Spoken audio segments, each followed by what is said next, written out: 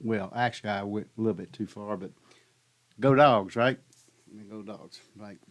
All right, so this is something that people have asked me about doing here for a while. I'm going to go ahead and get to it, and that's creating these videos about some of the recipes and stuff that I put up there, right? Like if you know me, you know that I'm a UGA fan, um, and that I've been making chicken wings. That's why we win, because I put my chicken wings on at a certain time. I put my certain shoes on. I wear my got a new game shirt every year, that kind of thing. That's one of the things that keeps us on a winning streak. So this year we're doing a little bit something a little bit different. What we're actually doing is we're looking ahead. We're looking on the schedule, and we're finding the teams that they're playing, and we're making the chicken wings in the flavors of the local place. Like when we played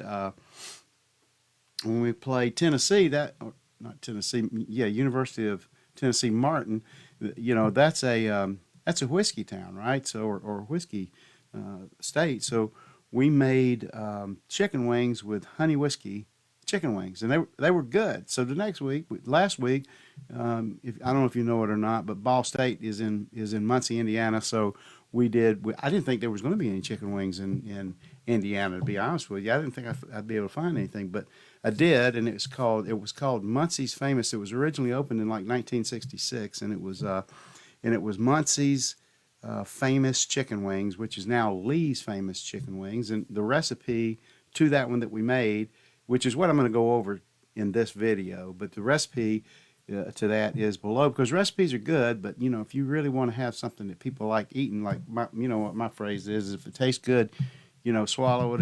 If it tastes bad, spit it out. So any of the recipes that we make, you kind of adjust them to what you feel like would work, best for you too. But there's a couple of things that I think need to be kind of explained about doing chicken wings like this, because we bake them.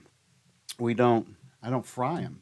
And so when you bake them, it's kind of hard to get a crisp on there, right? So the way that you get the crisp, I just remembered that I don't think I actually put these ingredients into the description, but I'll add them here later. But there's some ingredients you put in there to get the bake is not always been really crispy for me, especially if you put bread on it. Now it's crispy if you don't put bread on it, but most of the time. But there's a process that I do with that too, dipping it in butter and taking it out and doing all sorts of different stuff, to make it as unhealthy a choice as possible. But when you put these ingredients and the way that I bake these things, it's much different than just going out and baking them. I have a process on it, and I'm still working on it, but it would be wise to kind of follow them and at least try some of this the way that I talk about it here. That's what they look like, after we finished with them, right?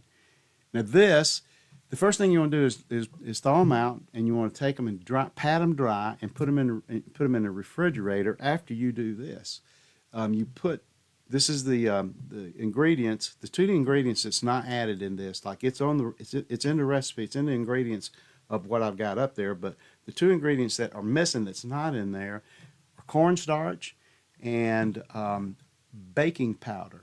That's when you make it without those two ingredients and you're baking it, it is not going to be as crispy as it's going to be, when you put those in there. And when you put them on the rack, and I'll show a little bit of it here in a second. But when you put them on the rack, you put them on in the tub like this first and get them all coated up really good, and then you put it in the refrigerator. You put it in the refrigerator for about an hour, and then you take it out, and then you kind of shake it around and get more of that uh, spice and stuff on there again, and then you put it back in the refrigerator again for about an hour. And when you take it out, you're going to put it on the rack like this, right? So when you put them on the rack, though, you take, like I have a little spritzer that I take just some really light olive oil, and I spritz the outside of them just a little bit, and that grill there, that's already been oiled. Those racks that it's sitting on. This is oven stuff. So I set that oven up at like 350, and I let it run at 350 for about an hour. Okay, I mean for about 20 to 25 minutes. To be honest with you, that's another thing is that when you look at the recipe, you know, if I pull mine, if I look at mine at 15 minutes and they look like they're cooking faster than they normally will, because there's a lot of things that factors in, I'll take them out then and do the next step, right? Because I take them out, I turn them over at that time, and I bump that oven up to 400, and then after it's been running in there at 400 for about 10 to 15 minutes, again I look at it to see, you know, how they're looking. After I've turned them, after I've spritzed them a little again and bumped that oven up, I let it run for about 10 or 15 minutes again. And then I take it out, take them out again, and I look at them and I turn them one more time, and I spritz them just a little bit then if I want to, and I reduce it to 375, and I keep my eye on it to make sure that they don't burn or get all dried out. But they won't be dried out if you do this method. You want to get them bumped up to get them crisp, and then bring them back down just a little bit to get them cooked the rest of the way on the inside of them.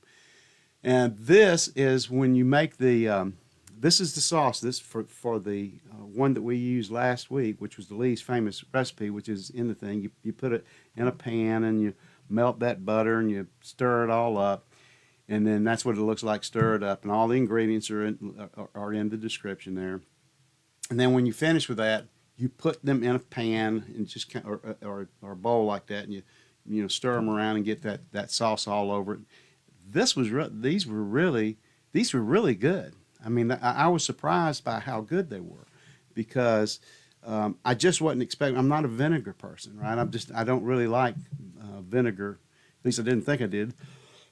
I don't really like vinegar chicken wings. So, but I did it anyway because that's what we're going to do this year for the season.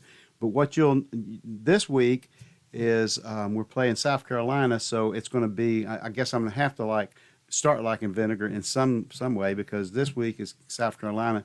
South Carolina has a chicken wing called South Carolina Gold, which is that when you look in, they carry the sauce. I'm going to make the sauce, but they carry the sauce in the grocery store that's called Carolina Gold, and you can go buy it and use that if you want to. But the key to it, to me, is getting those chickens and the wings in that refrigerator for about an hour or two, because that makes it stick, and then spritzing them will make it or makes them crusty and stick, and spritzing them will make them crusty.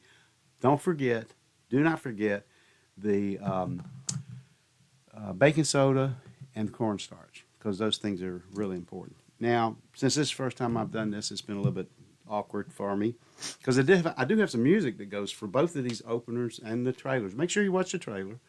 But I do have some music for them, but I don't think they're going to let me play that music. Peace, love, and understanding. I'll see y'all down the road. Thanks for watching. We hope you enjoy our videos as much as we like making them. And just so you know, we do more than chicken wings. If you take a look at this page right here, you're going to see a potato chip sandwich, a pizza, some prime rib, and a pecan pie. They all look good, but let you in on a little secret. That picture of that potato chip sandwich is fake. I made it using AI, and you can find. Well, I'll give you a link to that program in the description. So that being said, let me tell you about a new school. It's going to be called Stand Study Hall. I should have it set up in the next couple of weeks. I can't give you all the details yet. However, it'll be one like you've not experienced before, because what I'm going to do is we will be live, and we'll be covering things like cooking, gardening, computers, music, art, and more. It's things that everybody's told me that I should be doing that kind of stuff anyway in the last 20 or 30 years. So if you want to know more about it, just DM me, or you can make a comment below. Peace, love, and understanding. I'll see y'all down the road. If you stuck around that long, I'm going to give you one little tip about that Stand Study Hall. Not only are we going to be live, but you're going to be able to ask questions, and we're going to be working on the actual stuff that you are learning in that study hall. I think it's going to be a lot of fun, because I get asked a lot of times. I mean, I about how I do stuff and how we do stuff with the garden and everything like that. So it'll be covering everything we do. Again, peace, love, and understanding. I will see you down the road.